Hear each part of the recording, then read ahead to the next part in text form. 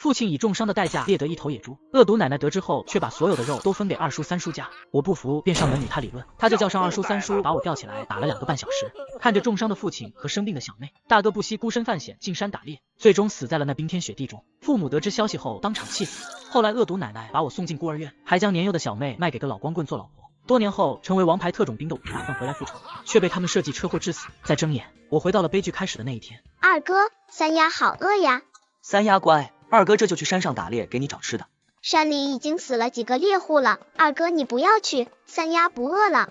要是我没命回来，你们就烧一把纸给我。二哥，那你一定要安全回来。为了避免前世的悲剧不再发生，我毅然走上了那九死一生的白大肚山。这一世我要让家人们都活下来。身为特种兵的我，搜寻猎物是野外求生的基本技能。不出一会，就在一个草堆外找到了野鸡窝。刹那间，我整个人扑了上去，双手分别按住2只野鸡，接着用腰上绳子绑上野鸡的4只脚。看着野鸡窝里的20个鸡蛋，饿极了的我直接生磕了3个鸡蛋。我选择只带4个鸡蛋回去，其余的和野鸡都放进了陷阱里。只要有大一点的动物敢吃野鸡，那我就可以收获更大的猎物。此时夜色微微暗沉下来，家里人见我还没回来，就急了。母亲郭秀秀正在和奶奶于香兰争吵。你就是个恶毒的奶奶，你怎么能逼我家尔成去白大肚山？那可是要死人的。你这赔钱货真是反了天了，是那贱骨头自己要去的，关老太婆我什么事？老大，我们快去白大肚山下喊一下二成，我的二成啊！妈，我也去。三丫，你不要去了，你今天都没有吃什么饭。呵，天都黑了，你们小心有去无回。我回来了，哥，扶我一下，我脚崴了。你今天没干活，没饭吃。我今天帮你做了2个人的活，你给我2碗粥，否则我明天不做事了。呵，反了天了，就1碗，爱吃不吃。母亲郭秀秀只能无奈地端着1碗粥，带着一家人回到了自己的小破屋中。二成啊，以后别去山里了，要是你有什么3长2短，叫我们咋活啊？二哥，你的口袋里装了什么？还是三丫最快发现，看你们一个一个的担心样子，我刚才装的没有受伤，而且口袋里是4个鸡蛋。二哥，我想吃。我拿去煮熟来吃吧。妈，咱们直接生吃吧，你们一个人1个，我刚刚吃过了。妈，咋吃呀？把鸡蛋敲碎，直接吸溜进嘴。妈，我想一会叫村长过来，我们要跟奶奶他们分家过。为啥？咱们得分家，分家后我们才能吃上肉。我在山里有2只野鸡，还有13个野鸡蛋，不分家的话，这些都不能拿回来。妈，我赞同二成说的，咱们不能认奶当奴隶使，咱们得分家。当家的，你说呢？必须分，太久没得吃到鸡蛋了。陈伯，我们家想要跟我奶分家，想托你给主持公道。早该这样了，那老于太太偏心的脸我都看不下去了。哎，那多谢陈伯了。听说你白天进山里了，下次切记要小心啊，命比钱重要。陈伯，我有分寸的，放心吧，一切都在我的掌握之中。好，那走吧。妈，我们一家要分开单过。分家？陆老大，你一个废了的人，你有什么资格要分家？老于太太，我们家今天必须要分家。你个贱骨头，真是反了天了，敢这样跟长辈说话。你们别吵了，既然是陆老大要分家，我这个村长是来主持公道的。那这些碗给你们。我顿时傻眼了，分家我们连一个完整的碗都分不到。接着二叔便拿了一些破烂农具，二婶把老旧的布被子拿了出来，三叔三婶把半袋的玉米参和1袋干酸菜拿出来。这是你们的被子，这是你们的粮食，没有一点大米吗？大米那么金贵，怎么可能分给你们？妈，你不能这么偏心吧？那些碗全是破口的，农具也是不好的。你们要分家，总不能一点亏都不愿意吃吧？要不然就别分家。必须分，这些东西就这些东西，要白纸黑字写清楚。老于太太，你也真是的，一个好碗都不给老大家。是啊，你好歹是他们的亲妈。是他们自己要分家，还怪我分的不好，那你们招到家里给你们当儿子去啊。妈，您放心，以后东西我会添置，你就让爹签字分家吧。妈，让爹签了字，分开过，我们也能吃上饱饭。寻风，你签吗？我签。陆寻风毫不犹豫地在上面签了字，他的眼里还带了点兴奋的光芒，因为我告诉了他我在山上做了陷阱，如果顺利分家，他今天晚上就能吃上肉。村长保留了分家的文件，他正欲走的时候，我立即追上。村长，您家里是不是有猎枪，还有一个手电筒？你这臭小子是不是想借？村长真是太懂我了，我要是猎到猎物了，保准让你有下酒的肉菜。头戴手电筒和猎枪可以借你，但是子弹只给你3枚。行，3枚就3枚。村长说的是给3枚，不是借，我记住了这个人情。接着我送村长离开，而老于太太狠狠地瞪了一眼郭秀秀。嘿，败家的玩意，你从今天起不准在我的厨房做饭。老大，我们去后山坡上弄一点干柴禾回来。好，妈，你在家，我自己去。大哥陆燕看到我为了生活拼命，他也不甘落后，干活更卖力了。此时二叔家的媳妇郑慧在厨房里洗锅碗，一边洗一边偷吃猪油渣，连吃了好几口。这时看到陆燕刚好从后山坡弄了干柴回来，顿时生出了个算计的心思。老大呀，你帮二婶把这柴搬到我们厨房去吧。行。陆燕正准备帮忙把柴搬进厨房，突然想到我跟他说的防人之心不可无，于是就把柴放在门口。你们的厨房是放油盐的重要地方，我就不进去了。这也没事吧，你就帮二婶送进去了。不了。陆燕，你站住！二婶，什么事？你为什么要偷吃我家的猪油渣？二婶，我可是连厨房的门都没有进过，怎么偷吃？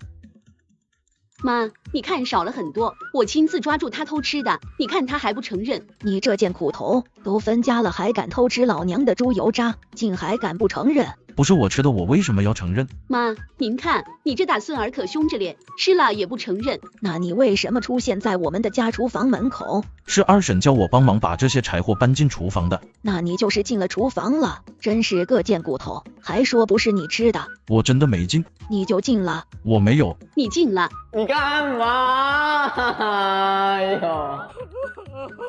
老大怎么了？二婶冤枉我偷吃猪油渣。黑心二婶偷吃家里的猪油渣，怕被恶毒老于太太发现，于是便设计诬陷是我大哥偷吃的。老实的大哥哑巴吃黄连，有苦说不出；狠毒的老于太太更是对大哥恶语相加。但我只是略施小计，就让这两个恶人自食恶果。找个鼻子灵的人来闻就知道了。我鼻子灵，让我来闻。好小子，那你闻闻看燕大哥嘴里有没有猪油渣的味儿？行，我闻闻。我燕大哥的嘴里一点肉腥味都没有。二婶，该你了，让孩子闻闻你的嘴。闻就闻，我身正不怕影子斜。郑慧一脸得意，她刚才漱口了2回，觉得肯定没肉味。小孩凑近一闻，是肉，还是猪油渣的香味，他的牙缝还有一点肉末。好啊，我说我的猪油渣经常莫名少了，原来都是你这个贱人偷吃的。妈，我错了，别打了。现在偷猪油渣的人找到了，老于太太，你是不是得跟我大哥说声对不起？真是到反天罡了，我是他奶奶，呵。慧儿，你也真是的，非要陷害那一家人，你就不能说是三弟妹偷吃的吗？我哪知道那一家人那么不好惹，我都让妈打了，你还怪我？我还不能怪你，我的脸都被你丢尽了。那他们都分家出去了，我觉得欺负一下也没什么。你没看到那陆程背着枪，腰间还挎有刀，你就不怕他给你嘎一刀吗？那我赶紧过去给陆燕道个歉，让陆程不跟我计较。走走走，现在就去。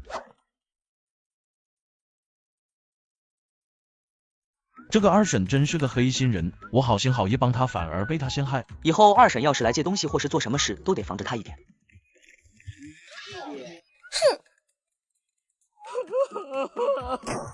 这不是让你去道歉吗？怎么回来这么快？嘿，我才不去呢，要去你自己去。败家娘们，你真是气死我了！慧呀，我跟你说，那个陆程背着枪进山里，又带了刀和打猎工具，你不想吃肉了吗？吃，谁不想吃肉啊？但就怕他陆程别有命进山没命回来。你现在不去好好道个歉，以后陆程如果带回来肉，你可别后悔。多少人进山都让野猪给拱死了，他陆程下场也一样。而此时大白渡山的陷阱里，一头野狼正在陷阱中挣扎了几下就没了气息。我赶到了陷阱旁边，把猎物一一取出来。这野狼的体格约有70斤左右，我也不敢在原地多留，把猎物隔了一个布袋子就背下了山。二成，你真猎到猎物了？是啊哥，你看。二哥，你真的带了猎物回来了，太好了。二成，你卖了野狼，先给你大哥说一个媳妇，爹对不起你，爹这身子怕是好不了了。你们相信我，我一定会挣钱给爹治好病和给大哥娶媳妇的。我也进山去打猎，不能让二成一个人打拼。大哥，你千万不能进山冒险。我敢进山，是因为有人教过打猎。这段时间你就在家照顾爹先。行，那我来处理野狼吧。妈，你看这野鸡如果能养活了，就让他们孵小鸡，那以后可就有鸡蛋吃了。二哥真棒，以后我们天天有鸡蛋吃了。三丫，你以后负责照顾小鸡，这样可以天天收鸡蛋了。好咧，二哥。快吃，以后天天给我下鸡蛋。第二天，我走了2个半小时的山路，终于来到了县城集市上卖肉，瞬间就有几个工人和大嫂上前询问：你这野狼肉咋卖？大嫂，你看看要买哪一块，价格不同。那我要这狼排，你给我称2斤。好，1斤1块5，2斤3块。哟，可不便宜啊！大嫂，猪排都要7毛1斤了，你也知道野狼多稀罕吧？行，那我买了。有第一个大嫂买了野狼肉后，周围几个工人大嫂都纷纷的围了起来，短短的1个小时就把整头野狼卖得干干净净。随后我买了一些猪肉和几个肉包子，就赶回了家。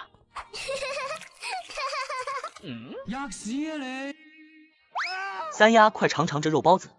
二哥，我能吃下2个。好，再给你1个。妈，是肉馅的。三丫，慢慢吃。妈，这里还有很多包子，晚上热了吃。把包子给家人后，我便拿着3斤狼腹肉去村长陈伯家以示感谢，顺便再跟他借几枚子弹。陈伯，这是3斤的狼腹肉，您晚上炖了吃。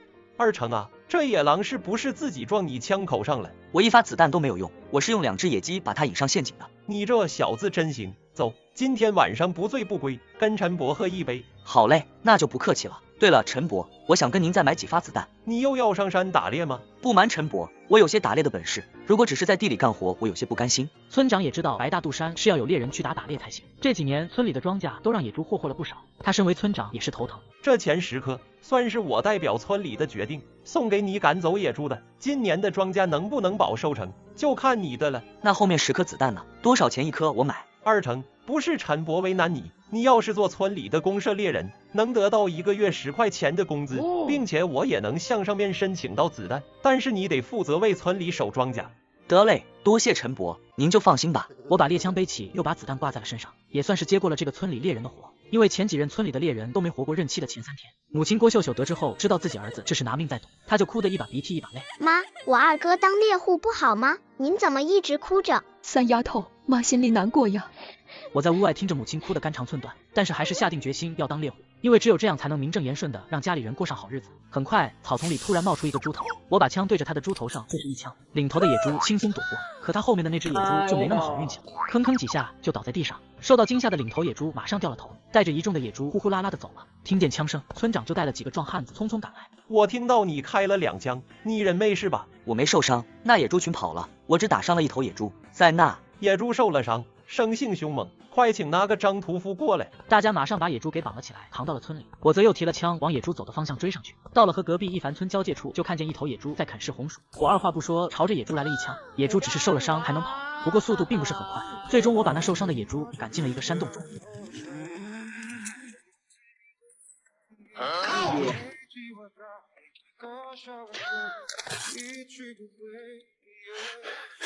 为了让家里人能熬过这个寒冷的冬天，我把受伤的野猪赶进山洞中，这样虽然危险，但是不会被村里人发现，因为在这个年代，猎得的野猪是村里的公共财产。今天我和野猪只能有一个能活着走出这山洞。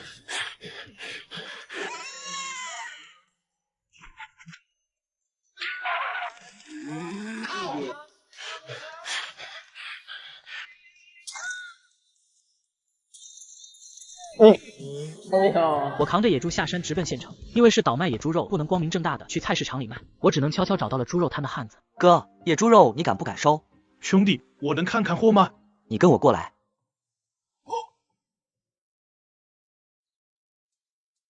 兄弟，一口价260块，一共200斤，按市场批发价1块3毛1斤，你看怎么样？行，合作愉快。随后我在街上给家人买了1人1套棉衣，还有鸡翅，再打算买点糕点回家。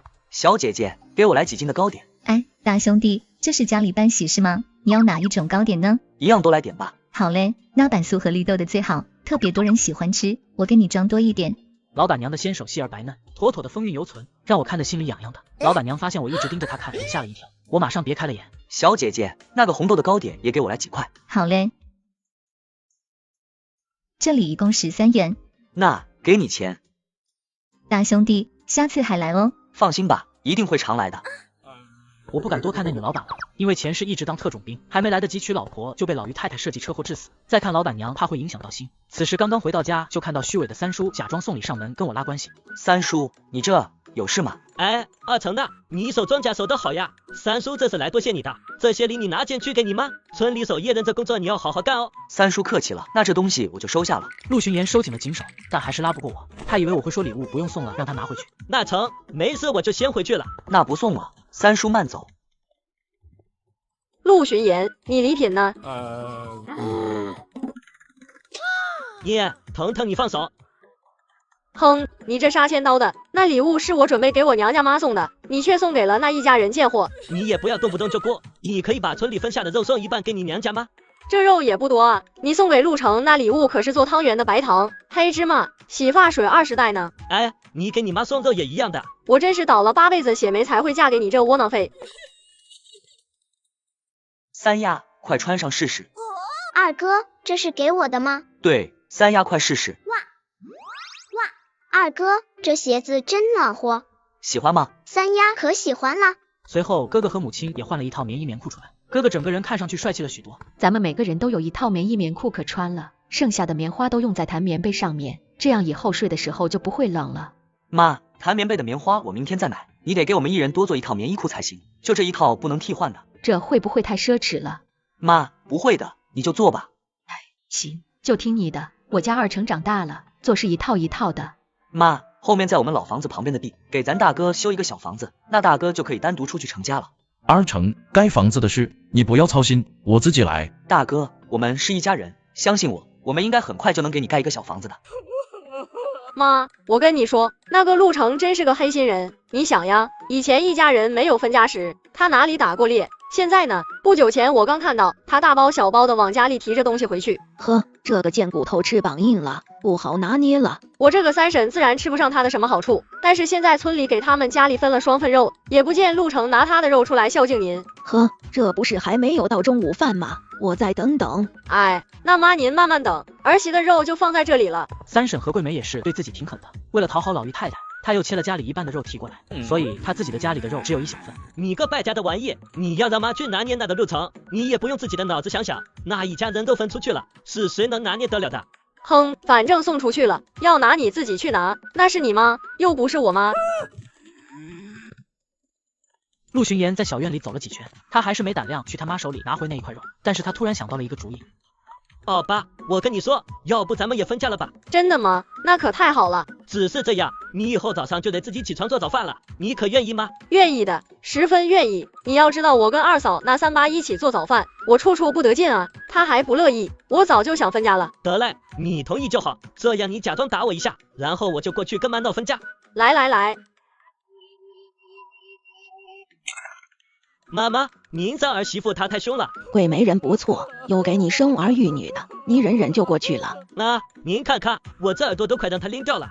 哎呦喂，这个何桂梅下手这么重啊！这个杀千刀的死女人太狠心了，我的儿啊，疼不？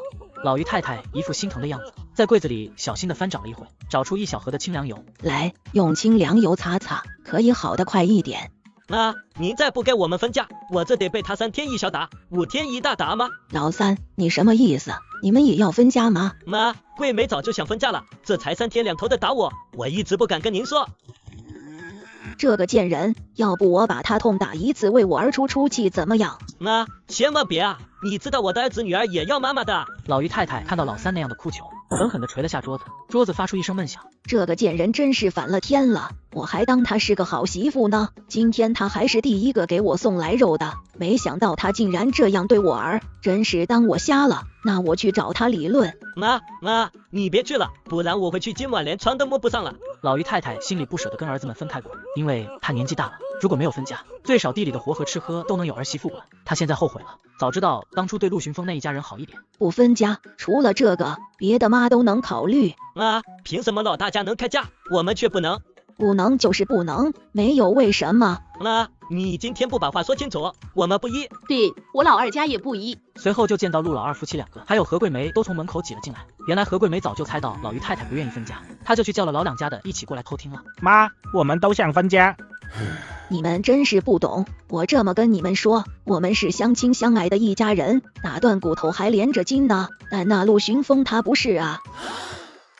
女红军为了光荣使命，不惜把自己刚出生的孩子托付给老于太太。谁知老于太太不只对孩子隐瞒身世，还从小对他各种虐待，好不容易熬到长大娶妻生子，没想到老于太太更加变本加厉，把家里的农活重活都给他一家承担，每天只给他一家最少的食物。现如今还想让自己的亲生儿子拿着当初遗留的姓物去冒名顶替红军的孩子。事情就是这样的，这个是那个女人临走的时候留给陆巡风的，说让他带在身上作为日后相认的凭证。妈，这个东西让我保管。不行，这个还是让我保管吧，谁知道你会不会私自去相认呢？你们千万不能去相认，那陆寻风的身上有一处胎记，那3个小贱骨头也有，听说与那位红色革命家是一模一样的。这个办法总会有的。在外面偷听的我又惊又气，心里下定决心，今夜一定去一趟老于太太的房里，拿回那个原本就属于父亲的性命。这老于太太真是个畜生啊，还指望我送肉孝敬你。大黄过来，这肉我给你吃了。凌晨4点，我就在老于太太的房间墙洞里点了胡万腾。大概过了5分钟后，我就在老于太太的枕头下找到了那枚子弹，换上一个自己刻的风字子弹头。第二天便到银行用大哥的身份证开了一个户，签了保管物品的单子。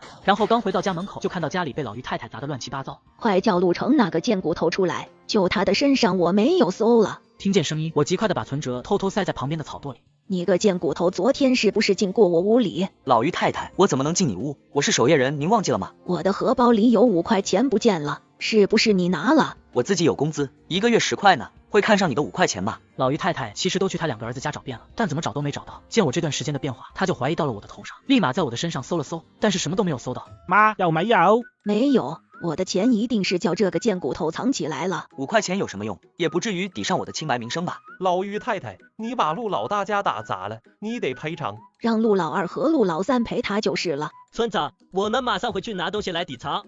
我有些疑惑，明明放了一个一样的子弹头，为什么还是闹到自己家来了？这边余香兰气得回到了家中，陆老三也匆匆赶来。妈，你刚刚太失分寸了，是我一早把你的东西拿了，您看看你这是闹的，东西在这呢。你为何不说一声就拿走了？妈，我不是怕老二来争吗？不过妈，这下也好了，老二知道东西丢了，日后我认了新爸妈，我肯定接您过去享福的。那你过来，妈把你的后背纹一个与他们那一样的胎记。妈，您对我可真是太好了，我太爱您了，我这善良的老母亲啊。我的儿啊，你可是妈的心肝宝贝开心果啊，妈不疼你谁疼你呢？妈，这个是您让儿子去办，儿子保证办得妥妥的。行，这样你就去查查那个红色革命家是否还活着。不过那个省离咱们这远着呢，单单是坐火车来回的费用就不少呢。妈，这样去我老婆的娘家借一点钱，你这里再凑一点，我路上吃点干粮得了，到时等我认好亲就回来接你们。好好好，我的宝贝儿子就是乖。原来昨天老于太太是故意不在陆老二面前说地址，就是为了私下里给老三说的。要不说当妈也有偏心的时候。这老不死的，要不是逼着他分家，他也不会把这个好事给我。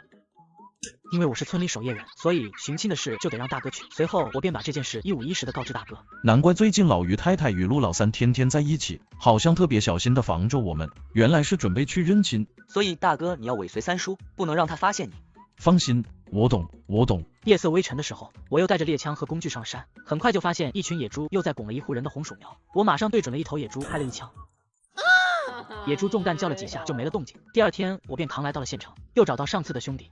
兄弟，你还按上次1块3毛1斤给我吧。不瞒你说，家里最近急用钱，我想你能加一点，我也爽快一点，咱们就长期合作如何？兄弟说话实在，这样我按1斤1块4毛3分给你咋样？肉贩子蔡清泉心里急死了，他上次的主顾是一家酒楼，那野猪肉进了酒楼里，卖的价格可是翻了好几番的。如果有1块6毛5分我就卖给你，不然我就只能另外给别人了。哎，别走啊，我同意1块6毛5。蔡清泉心里肉痛一下，但是这让我走了，他就少了很多收入了，毕竟这可是发大财的机会。这里429人整，你数数。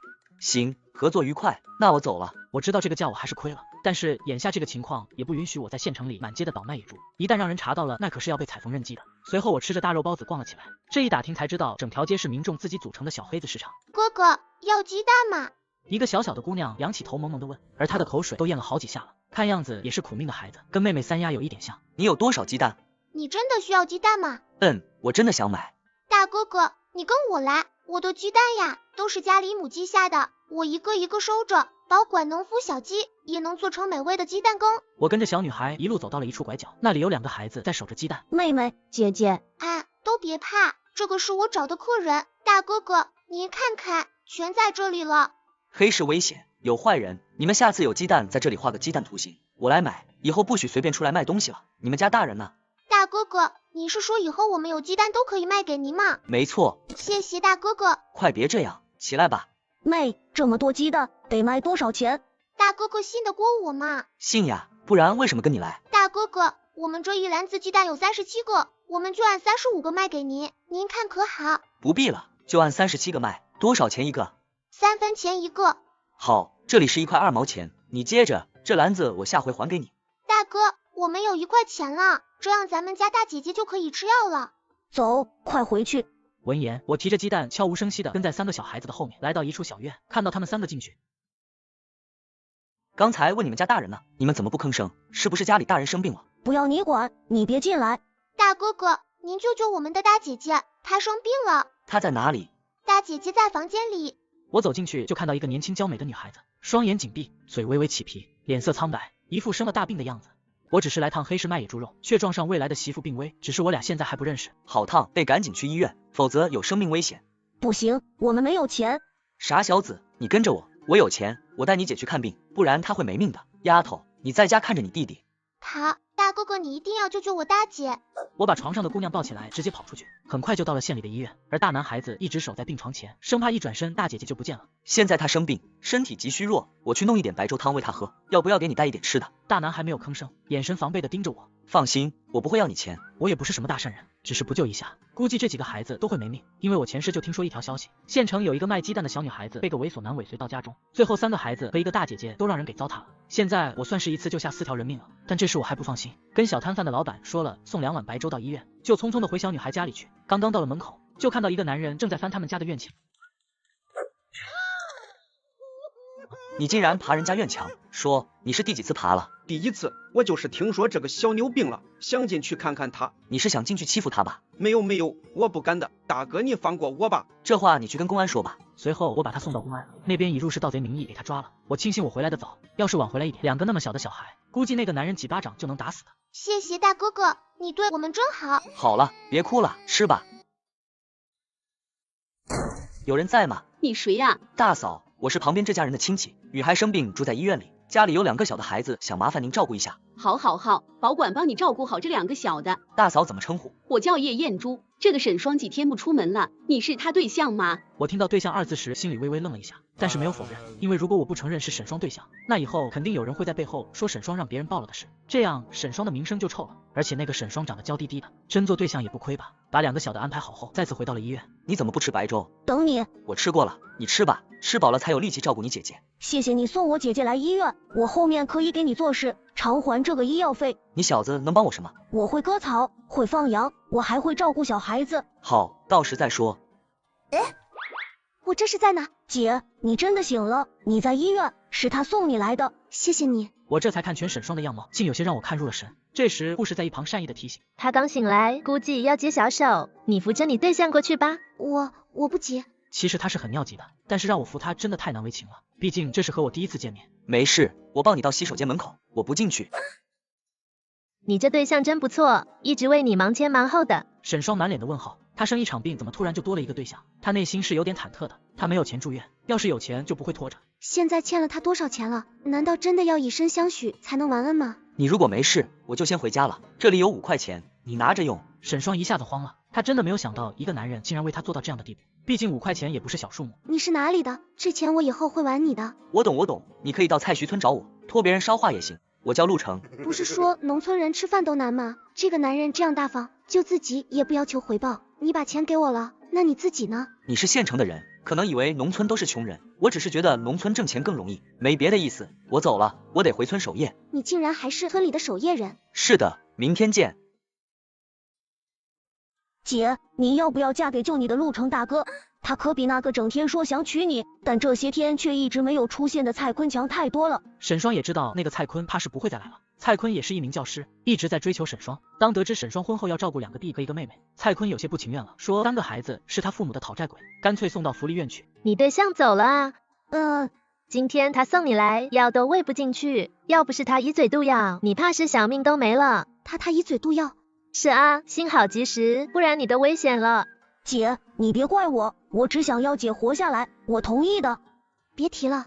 而这边的我也来到了山上，一边想着沈双对我的印象会是怎么样，一边在巡视，忽然察觉有一抹视线跟随我移动，我立马握紧了枪杆，瞄准山坡上一只野狼，它正虎视眈眈地盯着我。身为王牌特种兵的我一枪过去，竟然打偏了，野狼吓得赶紧逃跑。随后我守了一夜的庄稼，无事发生。次日中午，我接着往县医院去看沈双。我不住院了，我得回家去工作了。你不是开玩笑吧？你最少还得输液2天半。我没钱了，不住了。接着住够2天半，医药费我来出。欠你太多了不好。那就以后慢慢还，快吃饭。怎么是2份？你自己不吃吗？我觉得面条很好吃，给你和小栓打了2份。你这样，我以后怎么还得清？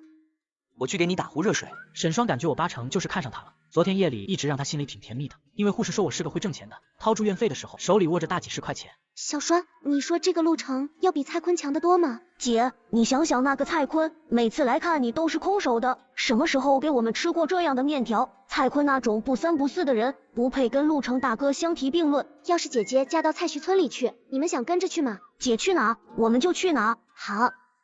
今天查了住院费用，一起加起来都有30几块了，后面还要住2天半，欠他的钱怕是还不起了。现在只能嫁给他了，也不知道他愿意不愿意。双儿，我已经交了住院费用了，明天我还会来看你的。不必住院了，你看我这不是好好的。你听医生的，多住2天半，让身体好好缓缓劲。对了，你家里父母呢？我父母在我出生前就死了。对不起，我不应该问的。没关系，我就是心里难过而已。你也不必急着挣钱还给我，我不着急用钱。我只是一个小学的老师，1年工作也刚好养家糊口，欠你的钱只怕是还不清了。不如什么？你快说啊！不如我嫁给你，这样抵了这债，你看行吗？许你的话，我会给彩礼，这事不急，你先跟我处处看，如果不合适，我不勉强你。沈双的眼泪再一次滑落，他暂时对我还没有感情，只是想着欠了我的钱得用一生去还了，没想到我竟说出这么善解人意的话。我还要养活我的2个弟弟和1个妹妹，你不担心他们成拖油瓶吗？不担心，他们还小事得养活，别哭了，一会护士以为我欺负你。姐，那个我想我妹妹和弟弟了。那你自己回去吗？我记得回家的路。我送他回去，要是走丢了，上哪里找去？那麻烦你了，成哥。叶大嫂，隔壁家的沈双呢？蔡坤，你怎么来了？沈双让他的对象抱走了，听说病得挺重的。他对象？他什么对象？我只是来趟黑市卖野猪肉，却意外救下一个病危的女孩。我打跑偷摸溜进他屋里的男人，谁知他醒来后却想着做我老婆。蔡坤，你看他们回来了，在那呢。你就是沈双的对象？他是谁？大哥哥，他就是那个蔡坤。臭小子，你应该叫我蔡坤哥。沈双害怕的下意识躲到我身后，我眼神透着一抹果决，而且带有杀气。蔡坤一瞬间就软了。你好，我是沈双的同事，我叫蔡坤。你好，我是沈双的对象陆程。听说沈双病了，我来看看他。沈双在医院。还有，你来看病人就是空手来的吗？我的礼物在自行车上。小栓，去接过蔡坤哥的礼物，分给妹妹和弟弟一起吃。那我去医院看看沈双可以吧？可以，不过他不喜欢空手的客人。我会带礼物的。是个臭娘们，老子才冷落了他几天，他就随便找了个屌丝当对象。陆程哥，你快去医院守着我姐，这个不三不四的蔡坤一直追求我姐。有一些事必须让你姐自己决定。蔡坤，我今天明确告诉你，我从来没有喜欢过你。双儿，是不是因为我这几天不在？不是，我现在有对象了，请你不要来找我了。双儿，我真的有事才离开了，不是不管你的。不需要你解释，你不要再来纠缠我了。那个陆程就是个屌丝，没文化的农村人，我哪里比不上他了？他是个顶天立地的男人，不准你侮辱他，你滚啊！双儿，我会不轻易放弃你的。把你的香蕉拿走，我不要。双儿，平时你不都是喜欢吃香蕉的吗？你留着自己吃吧，赶紧滚。沈双没有正眼瞧蔡坤，他算是看清了蔡坤的心思，这明明就是自私自利的男人。时间转眼就过了2天半，今天是沈双出院的时间。你接下来什么打算？还准备在县城教书吗？我想去你们村里教书，这样离你近一点。那万一以后你后悔了怎么办？你想我后悔吗？没有，我一定会努力的，不让你后悔跟了我。那我先回家收拾东西。对了，小栓、小香、小童，跟着姐姐去蔡徐村投奔那个陆程哥哥好不好？陆程哥哥对我们可好了，天天给我吃大葱饼，还有肉吃。沈双，你真是好运气，这病一场，竟然找到个长期饭票。我自己有工作的，什么长期饭票？叶大嫂，我劝你嘴下记得。哎呦，莫怪我还替你照顾了几天你们家的小孩子呢。叶大嫂，谢谢你这几天照顾我妹和弟弟。哎嘞，好，这房子你不租了？不租了。几人坐在3轮车上回蔡徐村，一路上有说有笑。沈双和几个小孩子似乎也找回了这人世间的温暖。2个半小时后就来到了蔡徐村。二哥，是我二哥。三亚，快叫双姐姐。二嫂嫂，你好。我还不是二嫂嫂，我二哥天下无敌，顶天立地，你就嫁给我二哥吧。双儿，童言无忌，你别在意，我没有天下无敌，只是顶天立地而已。我们直接上你那守夜人的屋子住，这东西就一次搬上去。行，东西我一个人拿上去，你们先跟三丫去家里。送完东西，我马上又抄小路回到家。这时，母亲郭秀秀拿一碗鸡蛋拿去煮，而老爹陆寻风在厨房里烧锅，那脸上的笑意就没有下去过。三丫和3个小孩在小院里玩，一会看野鸡，一会看野兔子。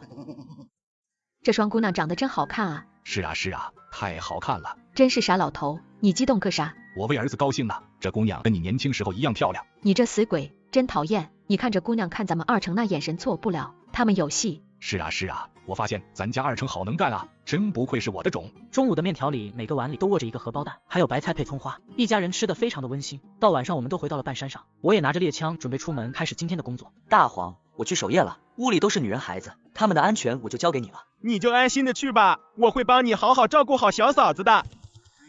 你这说的是人话吗？一天的工作才刚刚开始，现在野猪变得特别狡猾。身为王牌特种兵的我追了一路，最后连影子都找不见。这时我看到前面有几头野山羊正在低头的吃着草，我偷偷摸了过去，猎枪瞄准，直接开了一枪。一头最肥的野山羊应声倒地，2只小小的山羊围在倒地的野山羊身边，咩咩的叫个不停。我扛起死掉的山羊，牵着2头小的回了家。你回来了，有我守护，一切都安好。小嫂子已经睡了。好，那谢谢你了。第二天我到县里倒卖山羊，足足赚了416块，接着买了1袋大米和白面粉，又买了整副的猪骨头。回来的时候入眼就是一副平静的小家，温馨模样，孩子们在喂着小羊。双儿，我回来了。你上午要睡觉，一会赶紧吃了去睡。好嘞，你脸上有锅灰。还有吗？没有了。双儿，这是我今天在街上买的。哇，蝴蝶发卡，陆程你真棒。小香，你大姐姐好温柔呀。你二哥也是真硬，我们都喜欢他。到了晚上，我发现陷阱里猎到了一头肥鹿，而且有一只雪白的狐狸在陷阱旁边躺着。狐狸感觉到有人靠近，就紧紧缩成一团。我心里一悬，不敢去碰白狐狸，把鹿扛了就跑。但是那只狐狸却是赖上我了，在后面一直跟着到了院里。我把鹿的内脏用大盆装好，试探性的割了一小碗放在白狐的身边。狐狸闻了下，立马吃了起来。我说山神老爷子，你老快回山里吧，我这养活一大家子人已经不容易了。小白狐没好气的白了我一眼，小爪子指向鹿肉方向。我读懂意思，顿时没了脾气。感情这傻狍子算是他的入伙费。大哥，你回来了，怎么样？我一路尾随，最后找到了我们亲爷奶的家里，果真是大户人家，但是他们都出远门了，接待的只是家里的佣人。我地窖醒悟后，就坐着火车回来了。没事，我们也不图人家的富贵，只是为父亲找回自己的家人。对了，哥，这是给你盖小房子娶老婆的钱。这么多钱全让你出了，我都不好意思的。我们亲兄弟，有我帮得着的地方尽管开口。大哥陆燕眼眶微红，这真的是雪中送炭。他知道那个姑娘对自己有点意思，不过对方的要求是嫁过来要和父母分开住。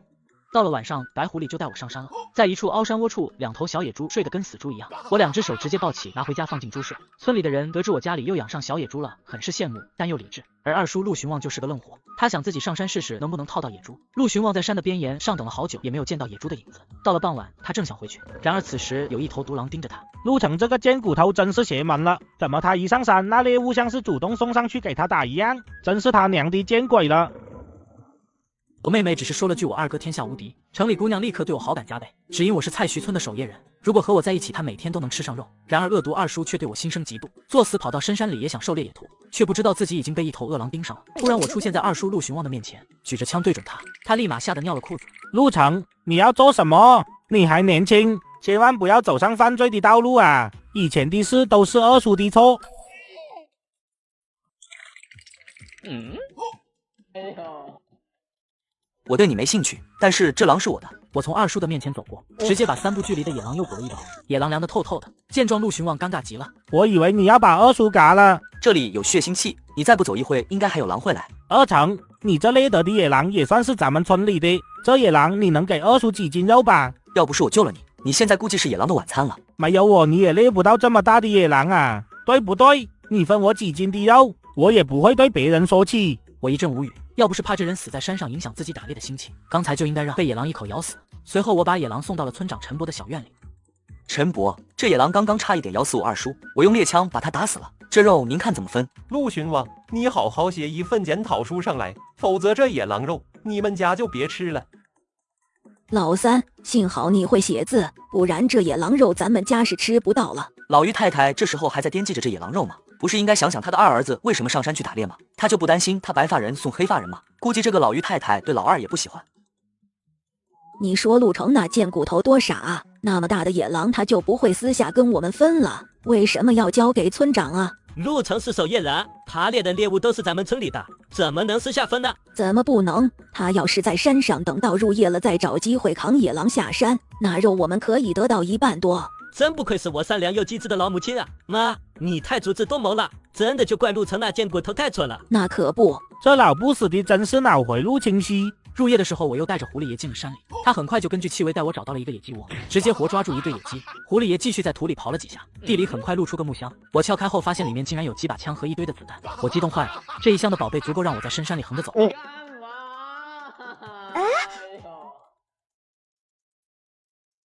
陆城，你好棒棒哦！这2只野鸡是昨晚猎得的吧？是啊，你就放心吧，我可是我们菜徐村最能干的。陆城，你真棒！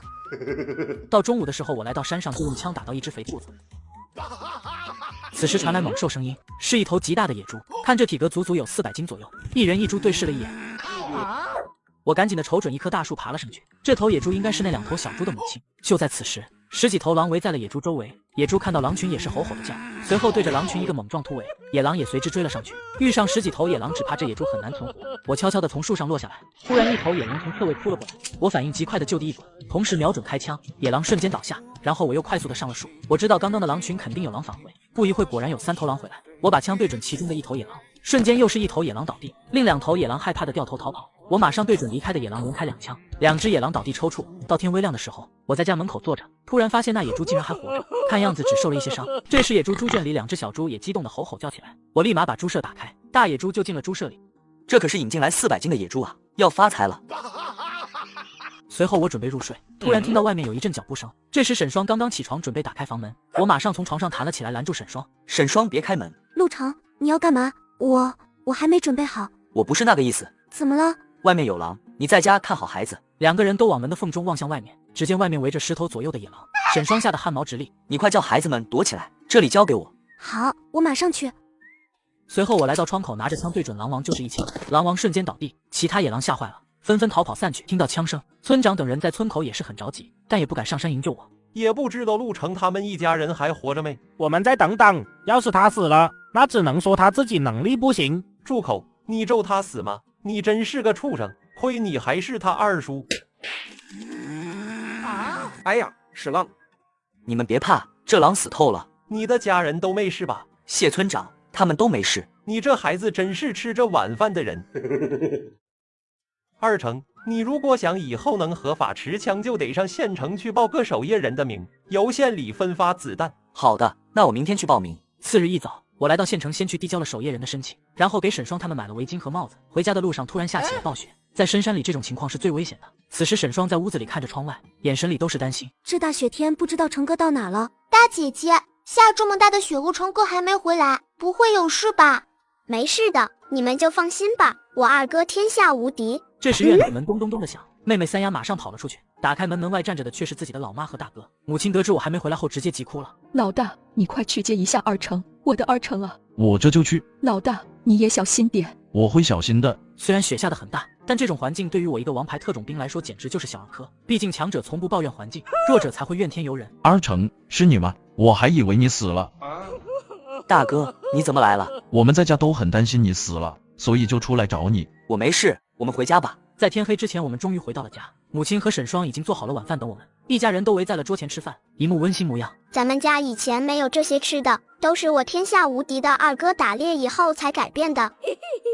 妈，大哥，雪下太大了，你们今天晚上在这里挤挤就好了。婶子，你要是不介意的话，就跟我睡一个屋吧。那行，那我们就和你们住一晚。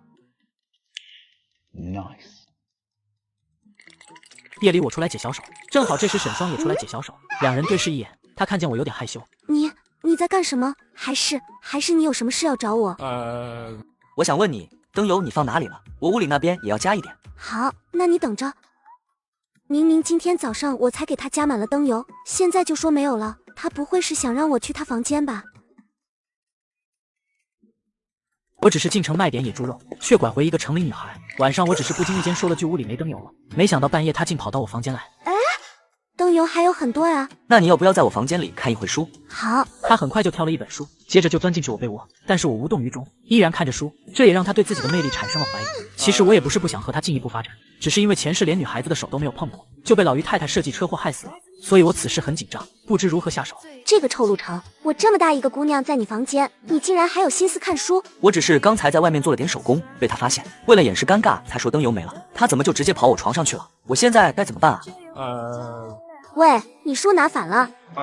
不好意思啊。就这样2个人都尴尬住了。随后又互相假装看书，沈双偷偷看着我的侧脸，只觉得我很俊很帅，我也偷偷望着沈双，也觉得他很美。成哥，我们这样没结婚就住在一个小院里，只怕以后会让人说闲话的。那我发个信息跟村长说，明天打个结婚报告出来。哎，你换新 iPhone 了？那多贵啊！现在上转转买2手才更划算。我这苹果14只花了3300，比新款便宜2000。最近又在他家买了个平板，性价比也挺高的，大屏幕看剧可爽了。真挺便宜的，靠谱吗？放心吧，我研究过了，转转官方验的数码产品都经过多轮检测，跟新机一样支持1年保修。总之，买2手上转转就对了。就这样结婚，不摆摆酒宴吗？要摆的。双，你真的愿意嫁给我吗？我人都住你家了，还能反悔不成？我不让你反悔。沈双的小脸由激动到了感动，眼睛微微的红晕。双，我们改天，今天家里人最多，不合适。我想在你房里睡。那好，你睡床上，我打地铺。臭陆程，真是傻瓜。随后2人各自躺着，我一夜未眠，靠意志力熬到了天亮。第2天，沈双以为自己是第一个醒来的，没想到母亲郭秀秀已经在厨房蒸上了包子。婶婶，您刚才没去陆程房间吧？没有啊，我直接到了厨房。沈双觉得这未来的婆子能处，昨晚我没有碰她，这让沈双对自己的魅力也微微的担心。而且她前天去村里买鸡蛋的时候听了一个闲话，村里有一个姑娘一直喜欢我，叫李二菊，是跟我从小一起长大的，一直吵着要嫁给我。二成，这个结婚报告我给你写好了，等雪停了你自己拿到县城去盖章就可以了。好的，多谢陈伯。妈，我二成哥呢？傻二菊，你还二成哥呢？他现在家里住着一个嫩芽似的县城女人，叫沈双的，还是咱在徐村的老师，你可就没机会了。什么意思？我不是才离开家没多久，怎么二成哥会领了一个女人回来？我跟你说，傻二菊，不单单是一个沈双，还有沈双的2个弟弟和1个妹妹呢。什么？二成不会是不要我了吧？我去找二成哥。爷，你这丫头。李二菊的妈乐意让女儿去争取一下，她家女儿可是很有手段的，就算是骂街，那沈双肯定不是李二菊的对手。开门，快开门！谁啊？李二菊入眼看到一个长得比她还娇嫩，比她还腰细，不得了了，就是样样比她好。沈双也看出来了，这个8成就是那个李二菊了。你是谁啊？我是二成哥的未来妻子，你是什么玩意？哦，你就是那个李二菊吧？哟，看来是知道我啊。识趣的话，乖乖的把你的东西和你的弟弟妹妹都带走。我与成哥已经在村长那里登记结婚了，你这个所谓的未来妻子，怕是你自己一厢情愿吧？笑死！你们登记了？这怎么可能？我的二成哥哥呢？我要见他当面问问。他进山里抓野鸡，给我煮汤喝。我不信，大成哥哥喜欢的人是我，肯定你这个贱人自己钻进陆成哥被我勾引他的。一个成哥没放心上的姑娘，自己一腔热情的来说是他未来的妻子，真是不要脸。就算你跟二成哥扯了证，但是二成哥心里肯定有我的，你跟我二成哥也可以离婚的。李二菊，我劝你回去好好照照镜子。你个恶毒的女人，长得细腰肤白的样子，是不是在县城被人玩烂了，嫁不出去才跑来我们蔡徐村祸害我老实的陆成哥？沈双虽然一开始只是看中我人老实、顶天立地、会养家，但是经过一段时间的相处，他对我已经有了不一样的情感。你这个3八，你竟然泼我洗脚水，我要打死你！你给我等着！双，你怎么了？我看你脸色不对。我是生气了。下午的时候，你那个老相好李二菊过来了，我泼了他一身洗脚水，洗他的臭嘴。李二菊，大雪都封山了，他还回得来啊？你就不问问他都说了些什么吗？那他说什么？你跟我说说。他说你是他未婚妻，还说我是破鞋。我不单单泼他洗脚水，我还想泼他猪尿呢。你比我还狠。她只是一个从小跟在我屁股后面玩的小丫头，村里面的人都说让我长大娶她当媳妇，我只是当她是个妹妹，没想到她这么坏。你对李二菊没有那个意思吗？我没有，对她我都避之不及。这还差不多。你别这样，孩子们都在呢。沈双真的不敢跟我搞这种亲密接触了。上次在我床上睡一夜，结果醒来第2天流了1天的水，这就是对自己喜欢的人自然的生理表现。二成，大事不好了，老于太太又来找咱爸麻烦了。大哥，发生了什么？你快先跟我下山，我路上跟你说。二成，是这样的，老于太太让咱爸每个月给她付2块钱的生活费。这个恶毒的老于太太，她凭什么？我去给她一点颜色看看。二成，等下你小心点，别被她讹上了。你放心。陆老大，老太婆，我为了养活你长大，我自己都舍不得吃舍不得喝，到老了让你每个月给我2块钱生活费你都不给，我真是养活了个白眼狼啊！你个老东西，处处打压我们家，你有3个儿子，凭什么只让我们家出2块钱的伙食费？要出一起出，别净欺负老实人。老于太太，二成说的不错，要出生活费，3个儿子一起出才对。此时的村里吃瓜群众们也忍不住了，都纷纷谴责老于太太。老于太太简直要气死。二成哥哥，你别生气了，咱们好好说。你一边玩泥巴去。真是没天理了！我是你奶奶，你个贱骨头竟然敢骂我！老于太太，二成还只是骂了你一句，要是我直接上手打你了。原来老于太太今天一早突然发现自己起不了床，最后缓了好久才起得来。以前还没分家，母亲郭秀秀都会给她过衣来伸手饭来张口的日子，现在呢，老二老三家自己吃饱了都不管她。现在不单单要3兄弟都一家拿出10斤的粮食给我，还得让郭秀秀这个大儿媳每天做好饭端到我床前给我吃。老于太太，你是不是没睡醒？竟然说出这么无脑的要求！妈，凭什么要做饭也不能只让我做啊？你是大嫂，你得给咱妈妈做饭，这是天经地义的事。而且你没听说过老大养老吗？老于一脸心虚样子，他自己大儿子不是自己亲生的，然而老实的大儿子自己却不知道。陆老大，你给这个事当个家，别让陆成这个贱骨头在这里吵吵。爸，你别说话，这个事这个家，我要怎么样就是怎样的，我是守夜人。陆成，你这个贱骨头要干嘛？我可是你亲奶奶，救命啊！陆成这个贱骨头要打自己的亲生奶奶了，还好意思说亲奶奶，明明不是。我警告你不要乱说话啊！婶子，麻烦你把你知道的事跟大家伙说说。老太太养大了3个儿子，可却无一人想给她养老，只因她偏心老二老三家。然而等她下不了床的时候，2个孝子只想分家产，这时她才想起曾经被她虐待的老大一家，结果老大一家根本不理她。大家伙，也不是我自己说的，是我那婆婆妈说的。那个陆寻风可是军属的儿子。刘婶子，你确定吗？刘兰香，你个贱货，我再次警告你不要胡说啊！陆寻风就是我亲生的，我亲生的。陆寻风就是那个金属护人和的儿子，我一直记得他的名字。你们家不必给老于太太养老，他自己有儿子，你们没有欠他的。相反，他名下的许多的土地都是拿你爷爷的钱买的。老于太太简直感觉到天要塌了，她准备让陆寻风养活她的计划没有成功，结果还把陆寻风的身世给抖了出去。你这贱货，我要打死你！贱骨头，你要干嘛？救命啊！陆成这贱骨头要打自己亲奶奶了！都住手！陈伯，你给老太婆我做主，让他们伺候我半个月。刚才的事我也知道了，反正陆寻风一家没有什么义务给你养老，该给你养老的是你这2个亲生儿子。妈，您别指望我家都是我老婆做饭的，我只会吃饭。妈，我都是听我老婆的，你也指望不上我的。新风，你就让你老婆每天做饭给我端来吧，就当报答我从小把你养大的恩情吧。你的2个儿子才是你的依靠，我们一家这么多年给你当牛做马已经还清了。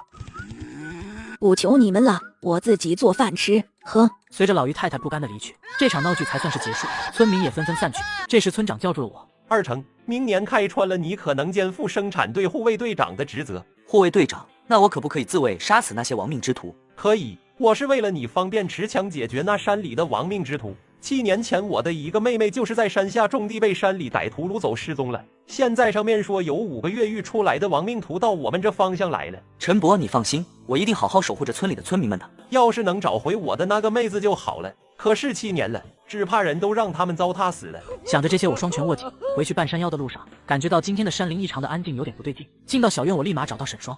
双，你快带着孩子们下地窖去，我有要紧的事要处理。陆成，发生了什么？有亡命之徒盯上我们了。好，我马上就带孩子们下去。随后我悄悄地跑到外面守株待兔，2分半后隐隐看见外面有5道人影在靠近院子。大哥，我侦探过他们，现在全在这里。这里的几个妮子，老子要一个一个的玩。大哥，我可听说这个守夜人的家里有一个如花似玉的县城女老师。哦，那等下我给你第2个上。大哥，我有洁癖，能不能给我第1个先上？小兔崽子！我原来只是打算把你们几个打废送到派出所去，但你们居然打算玩我的女人，真是找死！今天让你们见识一下什么是王牌特种兵。乖乖，这傻逼守夜人有点东西啊，竟然在这样野住。大哥，感觉这个守夜人有点东西，我们小心一点。怕什么？他一个人而已， 1颗子弹就解决了。老二正好瞅了一眼后山，突然发现了山上的我，他正想说话，我直接扣动了扳机，一枪下去，瘦子立马倒在地上。你们刚才听到枪声了没？没。大哥，咱们遇到高手了，快进去屋里抓住银子。剩下的2个小弟快速的要破门，但是刚到门口就直直的倒下，只见他们的背上都有一个血洞，最后剩下老大哥了。只见他朝我刚刚的位置打了一个空枪。这人有一点东西，但不多。过了2分半后，我才去检查他们的死亡情况，发现他们都凉得透透的，这才安心下来。陆成，你吓死我了！观众都说你废物，我好担心你被歹徒打死。二哥，观众都说你打猎不行，打人倒是挺准的。第2天一早，县城的公安来到村里，表扬了我的勇猛，并且当场授权我成为村里的安全护卫队长，1个月从警局可以领到18元的津贴。随后警员召集村民开了会，说歹徒是狼火团的人，他们还有其他同伙，让大家对此事保密，避免同伙来报复。这个贱骨头日子是越过越好了，你们2个废物就甘心一辈子让他给压着吗？反正不干又能怎么样？又不能将他给弄死。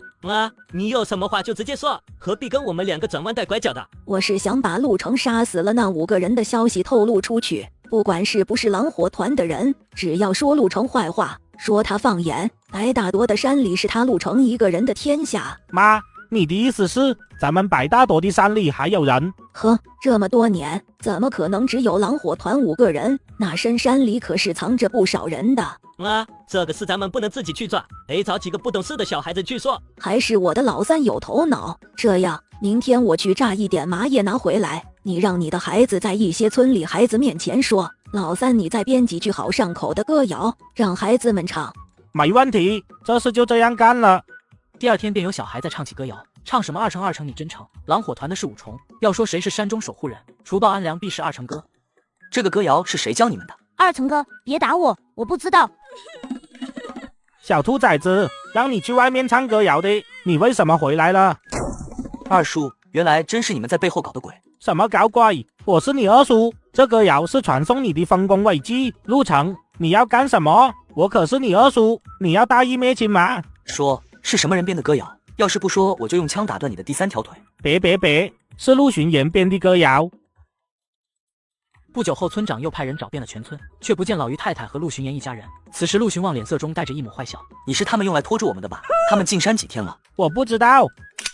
哎呀，别杀我，他们进山6天了。其实老三带着一家人和老于太太早就坐火车离开了，趁机假冒老爹的身份去认亲，让老二留下了拖住我。等认亲成功，就把城里的房子分一些给老二，但是一定要老二咬住说他们去了山里，只要引起我与山里的山恶人们起了冲突，那我这小命就保不住了。而村里的人最多就是让山里的恶人骂几句，再搜刮一点东西就完事了。完了，要是山里的恶人都出来报复，我们村怕要有灭顶之灾。这老于太太和老三也太没人性了，把我留在村里就不说了，就一点都不担心我被陆成打死吗？很快山上来了几个穷凶极恶的人，他们都身穿着猛兽皮，一脸的阴狠。村汉们看到这些恶徒，个个心里都有点慌了，但谁也不敢退缩，因为村里就是他们的父母妻儿。几个色中狂魔的土匪欲对我未婚妻行不轨之事，我凭借着前世王牌特种兵的身手轻松解决了他们。谁知第2天土匪的同伙们便上门来，并放言要灭了我们蔡徐村，连一只鸡都不放过。你们蔡徐村的刁民真是反了天了，都给爷跪着出来受死！老大你怎么了？老大你怎么躺下了？老大你可千万不能死啊！他娘的竟然有狙击手，快开枪！没等他说完话，就一个子弹穿过他的胸膛，紧接着1个、2个、3个，仅仅2分半内，我就一个人就狙杀了5个土匪。叔叔也在此时赶来。领导，这些都是狼火团的成员，死在他们手里的妇女儿童估计有几10个了。他们就应该死。陆成，你又协助我们办了一件大案，我都不知道该怎么感谢你了。对了，领导，我有件事要跟您说。你说。我马上便和领导说明了，是老于太太一家人故意透露我杀了狼火团的5人，这才让山里的狼火团出来寻仇。此时的陆巡望怎么也没有想到，等待他的是牢狱之灾。领导，我冤枉啊！都是老于太太那老不死的和陆巡言那个畜生指使的，我是无辜的。哼，是不是冤枉的？先跟我们走回去接受大记忆恢复术就知道了。不要啊，老婆你救救我！哎呀，陆成，二叔知道错了，你放过我吧。陈宝，我的男人什么时候才能坐完牢回来啊？看他这样子，没个几年肯定是回不了的。郑慧在家里哭了2天后想通了，心想与其自己受苦受累的养活2个孩子，还不如找个汉子依靠。而且村委那边有一户人是独户，那老光棍还天天吃鸡蛋。不久后，他就到了那个光棍罗山民的家门外。罗大哥，你在家吗？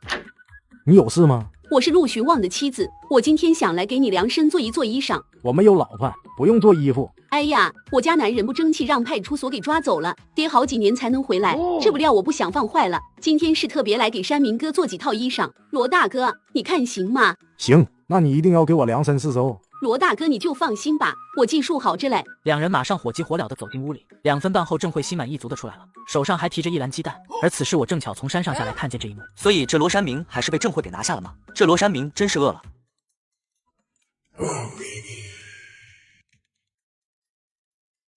双，你睡了没？没呢，怎么了？你有事吗？穿成这样这多冷，快进屋里去盖被子。你想跟我被子里聊天吗？可以吗？可以啊，我们都在村长那里登记结婚报告了。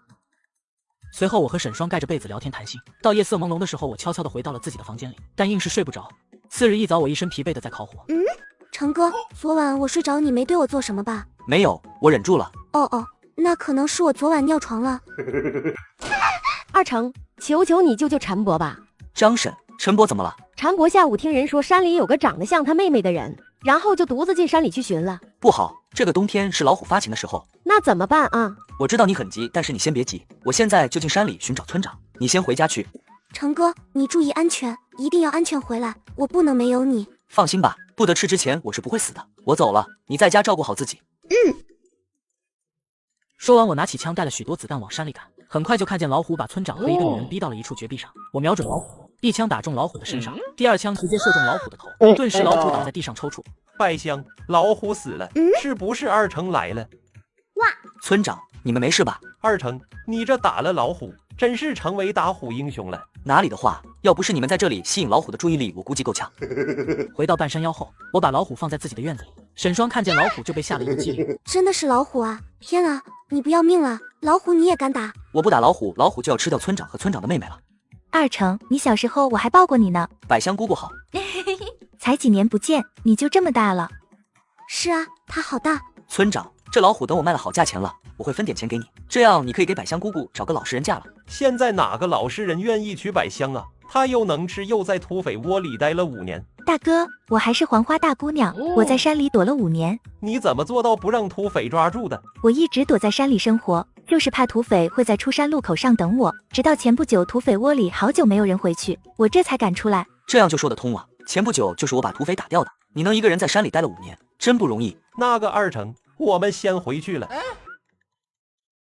哥，刚才你们说让我找个老实人嫁了，我看刚刚那个小伙就很老实，我能不能嫁给他？不行，人家结婚了的，你别打他主意。我就问问，没别的意思。即便得知我有未婚妻了，但陈百香心里还是很激动。此时她的心里都是我。好不容易回到了亲哥村长家，但是半夜的时候听到亲哥与嫂子张桂梅的对话。你说让我们养活他，他一个人不会生活吗？你不懂，百香是我的三妹，我养活她一辈子我都愿意的。他在山里生活那么多年了，还那么能吃，你养活他，你的家不要了吗？这样吧，你看看你娘家有没有年纪相当的老实人，给百香说一下，让她早一点嫁人。你也别觉得愧疚，光你今天不顾危险上山寻他，这恩情够他记一辈子的了。我没让他记我恩情，我就是想要我三妹活下去。而这些话被陈百香听得一清二楚，他这时才明白，大哥家里他也不能久住了，于是就上了半山腰。清晨天亮时，我打开了小院的门，门口忽然掉进来一个圆圆的人。是谁？二成，是我。百香小姐姐，你这是怎么了？我家大嫂嫌弃我吃得多，说养活不了我，要给我找个老实人嫁了，我不愿意。那你这是准备跟我一样当猎人吗？我当不了猎人，我经常是吃生肉的，动物们对我很敏感。那你先跟着我妈学一学做针线，或许你会喜欢的。好啊，这个我擅长，我以前绣过花的。随后我带着陈百香来到母亲家里，母亲郭秀秀听完陈百香的故事，眼泪都流了下来。次日一早，我就去往县城蔡清泉家里，给他带了上百斤的老虎肉，把他可激动坏了。这个时候老虎暂时还没有列为保护动物，100斤虎肉卖了550块钱。随后蔡清泉带来了2个人高马大的汉子。你们有什么事？小鸡巴，你跟他说吧。你好，我叫小鸡巴，港城来的。是这样的，我们想跟你订一头活老虎，你需要什么工具我都可以提供，我们一口价5000块。你好，小鸡巴，5000太少了，你们找其他人吧。哥，我出6000，你看行不行呢？那肯定行啊。到了傍晚，我拿着工具独自上了山，很快就看见老虎此时正在啃食一只刚抓到的傻狍子。为了赚钱迎娶风韵犹存的女老师，我接受了别人6000块的酬金，不惜生命危险上山狩猎一头活老虎，即使这样九死一生，但我不想委屈自己的弟弟。为了让弟弟能在这个粮食紧缺的年代吃饱，别说你是老虎，就算你是神仙，今天也得给我坐下。就在此时，老虎突然猛地一回头就发现了我手里的麻醉枪直接射出，但令人遗憾的是，身为王牌特种兵的我竟然射偏了。肯定不是我的问题，一定是那小鸡巴给的枪有问题。此时老虎反应过来，猛地冲向我。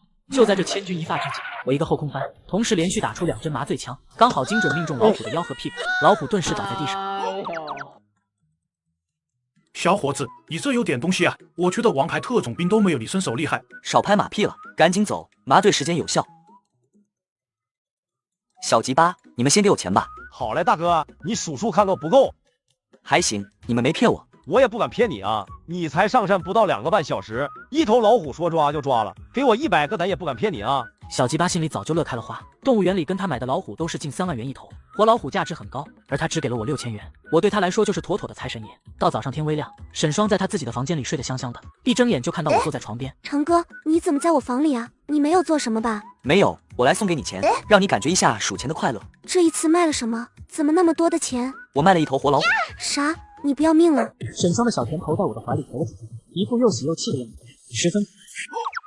小双哥，你大姐姐好温柔啊！等三丫长大了，也要做像大姐姐这样温柔的女孩子。三丫，你哥也是好抗打啊！等我长大，我也要像大哥哥一样抗揍。嘿嘿嘿。哼，双，我就是想让你和弟弟妹妹们都过得好好的。那你也不能拿自己的小命命不当回事。没事，我不是好好的吗？有麻醉枪，我自己也很注意的。成哥，我们离开这里去城里吧，我不想让你受伤。没事，在这里打猎挣的可比城里多得多呢。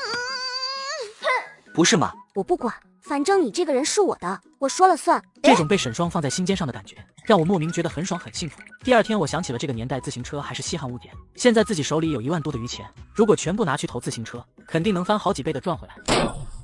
大哥，我有事跟你商量。怎么了，老弟？你过2天去趟城里，你想办法进那个自行车的厂里，不管你是做杂工还是搬运工都行。老弟，我们要往城里发展了吗？对，我手里有1万，回头我们自己搞自行车厂。你怎么赚到这么多的钱？大哥，你别忘了，这里有100块钱的生活费，你准备准备，后天就走。好，我一定把自行车厂的流程摸熟悉。二成，不好了！张婶，你这是怎么了？是村长程博让我来叫你去隔壁一凡村，听说他们一凡村的那个庞伟让老虎给咬伤了，整条腿都在流血。好，我马上去。我拿了点消炎止痛的药，就快步去了一凡村。刚走进屋，就见庞北疼得死死咬住了毛巾。你是怎么能在虎口下逃脱的？陆成哥，我跟你说，当时我吓得尿裤子了，那是一只大虎逼，要不是我机智把身上打的猎物丢给他，不然这一次怕是交代在那里了。在哪里遇到老虎？在何志祥村交界处那里。你好，我是一凡村的村长，我叫杨伟。这次是想请你来讨论一下山上有老虎这件事怎么解决。杨伟村长，得组织人上山打虎才行。行，不过这是等上头批准下来，估计还得一段时间，因为进山打老虎都不是村里可以决定的。杨村长，我觉得打虎势在必行，老虎下山就代表山上的老虎已经成灾了。说完我就留下医疗用品，便匆匆回去半山腰，因为沈双他们住在半山腰，随时都有危险。双，你们晚上都不要出去，知道吗？现在老虎成灾，不知道晚上半山外有多可怕。什么？老虎成灾？对，不过你们放心，我会进山打虎的。可我还是担心你，毕竟观众都说你废物，你一个人怎么应付得了那么凶猛的老虎呀？没事，我身为守夜人，在面对危险的时候应该挺身而出。行，那我给你下面吃，让你一枪撂倒1头老虎。放心吧，你就静待佳音即可。晚上的时候，我拿着装备悄悄摸上了一凡勾到的附近，突然一阵惊鸟飞起，我心里暗惊，立马把枪上膛。只见前方有1头老虎紧紧地盯着我，老虎猛然扑上前来，我马上往旁边退去。现在也来不及射麻醉枪，我就地一滚，避开了老虎的攻击。老虎见自己扑空了，又很没事，我避到了老虎的后面，一支麻醉枪射在老虎的后头，这只是让老虎晃了晃，没有立即倒下。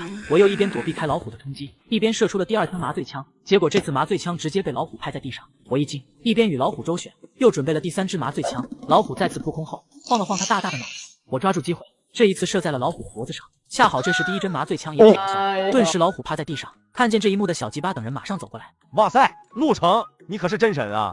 我小鸡巴现在对你的敬仰犹如滔滔江水连绵不绝。俺也一样。要让我去逮老虎，我看叫上我的祖宗18代，我也不敢上了。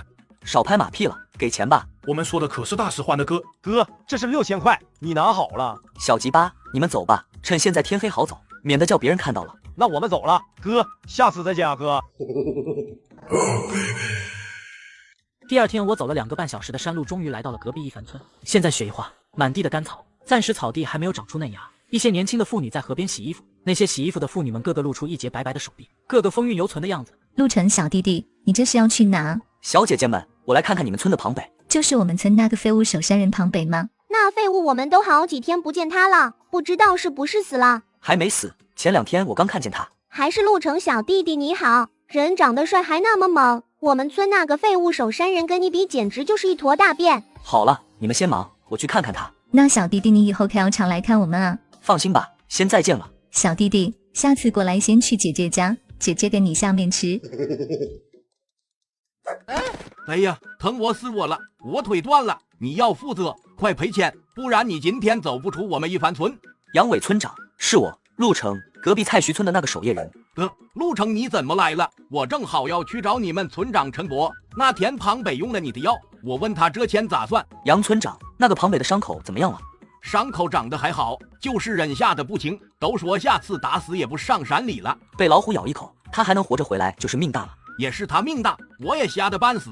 这孩子要是死了，我真不知道怎么他母亲和妹妹交代。你先去陈伯家吧，他在家的。那我先去找陈伯聊聊这事。行，那个你腿没事吧？没事没事，刚才只是我轻轻扭了一下而已。那个我先走了。送别一帆村的杨伟村长后，我又走了2分半的山路才走到了庞北家。但是刚到门口就听到庞北那熟悉的撕心裂肺叫声。小伙上山打猎收获2只野鸡，不料回家途中遭遇一只大老虎。就在命悬一线之际，机智如猪的他把猎物丢给老虎，最后才得以捡回一条小命，但是腿部重伤。深明大义的我决心上门给他做一次在漂亮国学习2年半的外科手术。庞北，你现在好点了吗？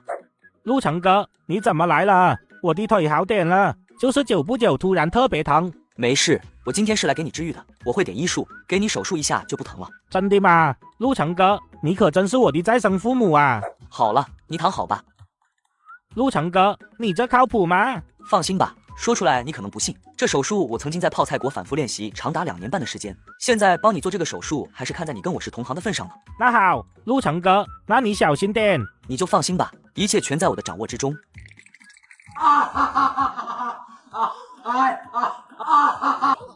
小弟弟，我就知道你在这里帮这个废物庞北治伤。哎，这是姐姐给你的面条。谢谢姐姐。下次你来一帆村先去姐姐家，姐姐继续给你下面吃。好，下次一定。陆城哥，你不仅是神医，还是我庞北的再生父母，我现在对你敬仰如同滔滔江水，连绵不绝。好了，你先好好休养吧，我回去了。好的，爸爸。2个小时后我回到家，看见微微偏黑的房间，我知道是沈双怕我睡不好，便给我做了一个简单的双开窗帘，太贴心了。这一觉我直接睡到了下午。文哥，你今天是不是觉得特别好睡？这窗帘太好了，以后办事就方便了。我去准备晚上的饭菜。双，等下，我感觉今天的你比昨天更好看了，我给你拍张照片吧。你换新手机了，旧的呢？换新当天我就放爱回收卖了，可方便了。全国近2000家门店，下单就有工程师上门回收，价格满意现场打钱。我之前用了2年多的苹果14还卖了3000多呢。靠谱吗？当然了，爱回收是上市公司，像你平常用不到的手机、平板、笔记本都可以放爱回收回收了。好，那我先去做饭。晚上饭后就到了我守夜的时间了。这时我看见有3头狼在山里逮了几只野鸡，这群狼崽子竟敢跑到我的地盘来抢食。野狼看见我就逮着野鸡钻进林子里，他们明显是怕我手里的枪。别问我为什么知道，因为不认识枪的狼，坟头的草已经有2米半长高了。臭狼，看我不灭了你们，吃你们狼肉！我们进深山有老虎，上一帆村的山也有老虎，现在只能在这山边沿上吃几只野鸡了。你还想吃我们肉吗？难道我不像狼吗？难道我只是一道菜吗？你们就是我塞牙缝的肉，塞牙缝的，懂不？你小子欺人太甚了，兄弟们干他！突然3头野狼回头都分别在3个角度围了我，我一惊，毕竟王牌狙击手暴露了位置，这可不是什么好事。随后智商250的我就灵机一动，快速爬上了身边的一棵树。你上来啊！你下来啊！你这是在侮辱王牌特种兵的智商吗？告诉你们，我智商高达250。笑死我了！就你这废物还王牌特种兵，梵蒂冈的特种兵吗？还智商250，这傻逼真是让我笑掉大牙了。就你这傻逼还好意思碰瓷王牌特种兵？你这特种兵是花钱买的吧？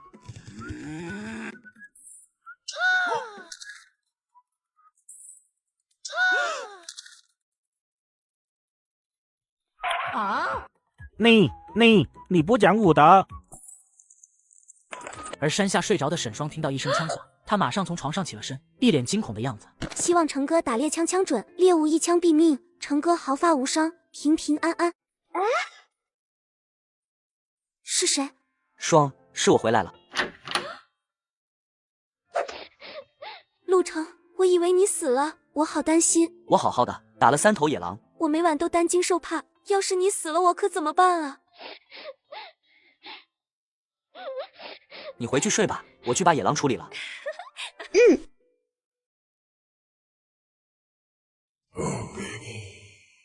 此时的老于太太和老三正在美滋滋的在自己爷爷家的别墅等着爷爷回来争冒牌认亲。此时房门被推开，但让他没想到的是，来的却是叔叔。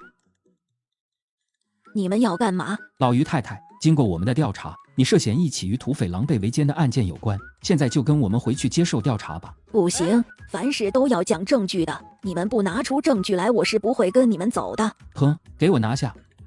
你们要做什么？你们这样我可要喊了啊！不管他，给我拿下！我是女生，你们不能这样对我。哼，别说你是女生，今天你是畜生都不行。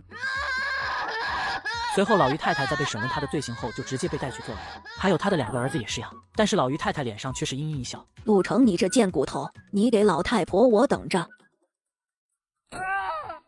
二成，大哥，你咋回来了？厂里不景气，开除了临时工，许多的人都被开了，当然也包括我。没事，这不算什么。对了，这位姑娘是？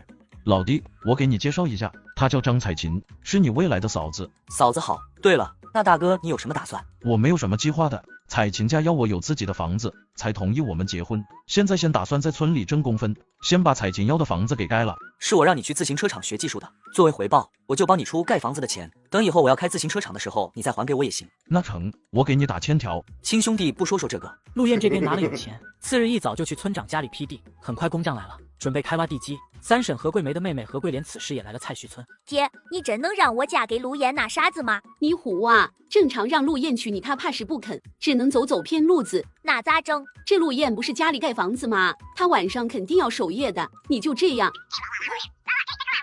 好羞人呀！不过我觉得这个办法好。很快就到了这月黑风高的晚上，陆燕躺在盖房子的地基上面，突然听到有一点脚步。这不是那何桂莲吗？她打扮成这副鬼样子过来干啥？儿子，你先躲一边去，让爹来。今天就让爹教你一点大人的事，你好好看，好好学。